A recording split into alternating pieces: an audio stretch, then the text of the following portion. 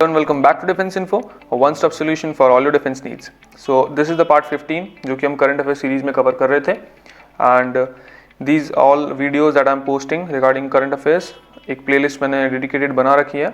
So please go and watch the previous parts if you haven't till now. So without further delay, start करते हैं आज की first current affair, which is very very important, and basically this is regarding Soumitra Chatterjee. So Soumitra Chatterjee जो है, he was a legendary Indian film actor, and he hailed from West Bengal, and he has recently passed away at the age of 85. And why it is like important, first of all, is that he had a very long career of 6 decades in Bengali films, and not just in Bengali films, उन्होंने काफ़ी और फिल्मों में भी acting किया है. In fact इनको काफ़ी अवार्ड्स मिले हैं from foreign countries as well, and he has start more than 300 movies. So like ये खुद में ही एक इतने बड़े लेजेंड है, you can just imagine. And he has worked in those films which were directed by Satyajit Ray at that point of time. Okay, so you can just imagine how important it is and how, you know, India was mourning at that particular point of time जब इनकी death हुई थी. So, and not just only that, he was also a very proficient playwright, theatre actor, and as well as a very good poet. So you need to remember कि किनका निधन हुआ है. He is Soumitra Chatterjee. Okay, moving on. Now we'll talk about the 12th BRICS Summit 2020. Okay, so 12th BRICS Summit अब कहाँ पे हुआ था? तो ये कहीं पे एक्चुअली हुआ नहीं था. This was actually in virtual mode. ठीक है, so क्योंकि Covid due to Covid pandemic and everything सब कुछ ऑनलाइन ही हो रहा था, so ये भी वर्चुअल मोड में ही हुआ था. And Indian prime minister Narendra Modi he participated in the virtual summit chaired by Russian president Vladimir Putin. So इनको जो वर्चुअल समिट हुआ था ये किसने चेयर किया था? It was chair by Russian president Vladimir Putin. तो ये आपसे मे भी पूछा जा सकता है कि किसने चेयर किया था and what was the theme, क्योंकि ये बहुत ज़्यादा इंपॉर्टेंट है कि 12 ब्रिक्स की जो थीम थी वो क्या है? Global stability, shared security and innovative growth. So you have to remember the theme, क्योंकि ये थीम से क्वेश्चन आएगा पक्का. ठीक है, so please do remember this thing, and this is the image of that particular webinar जो भी हुआ था. Now moving on. So this is basically operation Calypso. तो आपको ऐसा पूछा जा सकता है कि ऑपरेशन कैलिप्सो किस चीज़ से रिलेटेड है, ये टर्म किस से जो रेफर करता है. सो इसमें क्या है कि जो डायरेक्टर ऑफ रेवेन्यू इंटेलिजेंस है DRI, इन्होंने एक इंटरनेशनल ड्रग स्मगलिंग रैकेट को पकड़ने के लिए एक ऑपरेशन चालू किया था जिसका नाम है कैलिप्सो. तो ये ऑपरेशन क्या है? To crack down an international drug smuggling racket. और ये कहाँ पे हुआ था? It was carried out in Mumbai and Udaipur and Rajasthan for 3 days. And more than half a kg of cocaine was actually, you know, couriered from Trinidad and Tobago to Mumbai, which was seized by DRI. So you can just see, this is a representative image, of course, कि कितना ज़्यादा actually जो ये drug जो यहाँ पे import export होता है जो भी है ना illegally out of the country and in the country.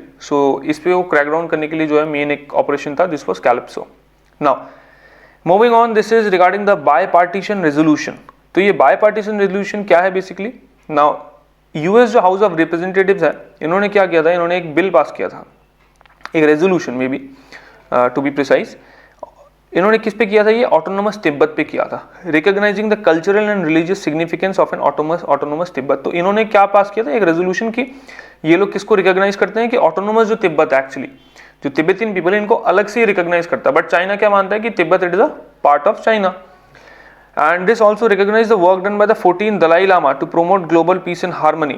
As you know, कि Dalai Lama वहाँ से he hails from that place, and it also calls to convene a bipartisan forum to discuss peaceful solution to international conflicts. So you can see this is the representative image, wherein यहाँ पे जो bipartisan resolution पास किया गया था.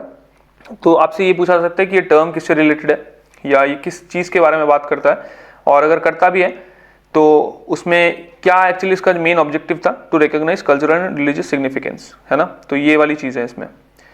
Now moving on, this is the Loktantra ke Swar. This is the book, and recently defence minister हमारे जो रक्षा मंत्री हैं इन्होंने रिलीज किया था, राजनाथ सिंह जी ने, this 3rd volume of the selected speeches of president Ramnath Kovind, title Loktantra ke स्वर.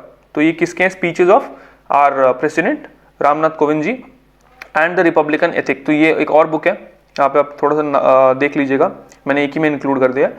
And information and broadcast minister Prakash Javadekar release the version. So खैर ये तो इतना इंपॉर्टेंट नहीं है, बट दिस इज इंपॉर्टेंट कि लोकतंत्र के स्वर है मतलब किसने रिलीज किया? और ये किस चीज़ से रिलेटेड है. So these are the speeches, selected speeches of president Ramnath Kovind ji. Okay, moving on, this is regarding the Indo Thai CORPAT exercise. तो आप यहाँ पे जो रिप्रेजेंटेटिव इमेज देख सकते हैं यहाँ पे, this is the basically navies of India and Thailand. So first of all क्या इंपॉर्टेंट है कि ये इंडो-थाई कॉर्पैट, जो कॉर्पैट एक्सरसाइज है, मे भी आपको कॉर्पैट करके आ जाएगी, कॉर्पैट किसके बीच में होती है. तो यू हैव टू रिमेंबर कि इंडिया और थाईलैंड की नेवीज करती हैं. ठीक है, ये आर्मी एक्सरसाइज नहीं है, this is a navy exercise जहाँ पे नेवल दोनों फोर्सेस एक दूसरे के साथ ये एडिशन एक्सरसाइज करती है. एंड INS करमुक जो है यहाँ पे इन्होंने पार्टिसिपेट किया था with a Dornier maritime patrol aircraft, and the 2 navies of the country have been conducting CORPAT since 2005. तो आपको ये जो है ना वो 1 2 3 स्टेटमेंट्स में जाके पूछा जा सकता है कि ये what is true, what is this thing, 1 2 3 करके वो फिर पूछा जा सकता है कि कौन सा ट्रू है, 1 and 2 ओनली, 2 and 3 ओनली, इस टाइप से पूछा जा सकता है. तो आपको ये तीनों चीज़ें थोड़ी सी ध्यान में रखनी है. आप थोड़ा सा पिक्टोग्राफिक जो मेमोरी है ना, उस हिसाब से आप थोड़ा सा ध्यान में रखिएगा ये चीज़. ठीक है, moving on. Now this is regarding the 5 eyes intelligence alliance. ये काफ़ी ज़्यादा इंपॉर्टेंट है. ठीक है, इससे आपको एक क्वेश्चन देखने को मिल सकता है मे बी. ठीक है, and this is basically referring to what, it is basically an alliance of home, Australia, Canada, New Zealand, United Kingdom and the United States. तो यहाँ पे ये जो 5 नेशंस हैं, ये इनको बेसिकली यहाँ पे कंपेयर किया है 5 आइज से, which is an intelligence alliance, and it was first form during the post world war 2 time, and 5 countries hold ministerial consultations regularly on various security issues. तो ये काफ़ी टाइम से न्यूज़ में था 2020 में, तो that is why I included this thing here. तो आपको इतना सा ध्यान में रखना है कि किस चीज़ से रिलेटेड है ये, और इसका गठन कब हुआ था, पोस्ट वर्ल्ड वॉर 2, और उसमें कौन कौन सी 5 कंट्रीज है. ठीक है, Australia, Canada, New Zealand, United Kingdom and United states. You can C in the image यहाँ पे. ठीक है, नेशनल फ्लैग्स यहाँ पे हैं 5 देशों के. Just go through it. तो नेक्स्ट पॉइंट, नाउ नेक्स्ट हमारे यहाँ पे है सतत इनिशिएटिव. ये भी काफ़ी टाइम न्यूज़ में था, लेकिन सतत माइंड यू कि ये काफ़ी पुराना एक्चुअली इनिशिएटिव है, it is not new initiative. But ये इंपॉर्टेंट क्यों है सतत? तो फर्स्ट ऑफ ऑल यहाँ पे जो सतत का फुल फॉर्म है, आपको ये पता होना चाहिए, क्योंकि सतत का फुल फॉर्म आ सकता है. So what is it? It is sustainable alternative towards affordable transportation initiative. And इसमें न्यूज़ में क्यों था? क्योंकि एक मेमोरेंडम ऑफ अंडरस्टैंडिंग होती है, this was signed between ministry of petroleum and natural gas and leading oil and gas marketing companies. तो जितनी भी you know your like HP, Indian, जो भी नॉर्मल गैस कंपनीज होती है मार्केटिंग, उनके साथ ये मेमोरेंडम ऑफ अंडरस्टैंडिंग जो है साइन की गई थी, to set up compressed biogas plants across India. ठीक है, और यहाँ पे इन्होंने एक टारगेट किया है 5000 CBG प्लांट्स करने हैं by 2023-24 with a production target of 15 MMT. तो यू कैन सी हियर, यहाँ पे जो है जो गवर्नमेंट की तरफ से आया था.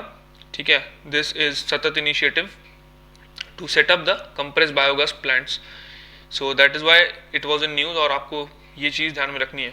ठीक है, नाउ आपको ये मिनिस्ट्री भी देखनी है, कौन सी मिनिस्ट्री का, क्योंकि मिनिस्ट्री से भी आपको क्वेश्चन आ सकते हैं. तो ये क्या है? Ministry of petroleum and natural gas. ठीक है, okay. Now moving on, again this is one of the exercises which is very important, सिटमैक्स 2020, क्योंकि आप अल्टीमेटली CDS का एग्जाम दोगे तो expect question from the defence part. सिटमैक्स 2020 किस चीज़ से रिलेटेड है? अगेन दिस इज एक्सरसाइज जिसमें इंडियन नेवी पार्टिसिपेट कर रही है. किसके साथ? रिपब्लिक ऑफ सिंगापुर नेवी और रॉयल थाई नेवी. तो इसमें कोई एक जो है कंट्री नहीं है, इसमें टोटल 3 कंट्रीज हैं.